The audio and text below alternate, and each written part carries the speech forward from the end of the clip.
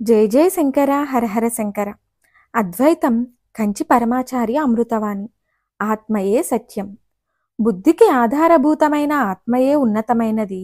అది తత్. తత్ సత్. సత్ అనగానేమిటి?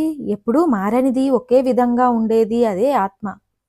అతత్ అతడు, ఆమెను సూచించదు. అతత్ను ఈశ్వరునిగా భావించినప్పుడు పుంలింగం వాడుతున్నాం.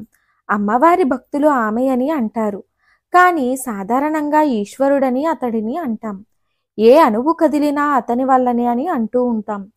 నమ్మల్వార్ తిరువాయిమొలని ప్రారంభిస్తూ పులింగమే వాడాడు.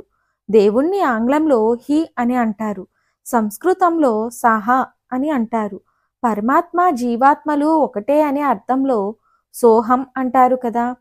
అద్వైతంలో సహా ప్లస్ అహం ఈక్వల్ టు సోహం. సహా పులింగమే, వాడే నేనని సోహం పదానికి అర్థం.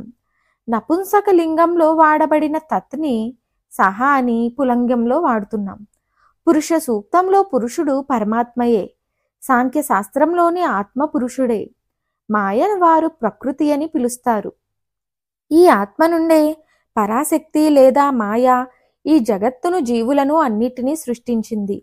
ఆ ప్రకృతిని స్త్రీలింగంలో వాడుతారు.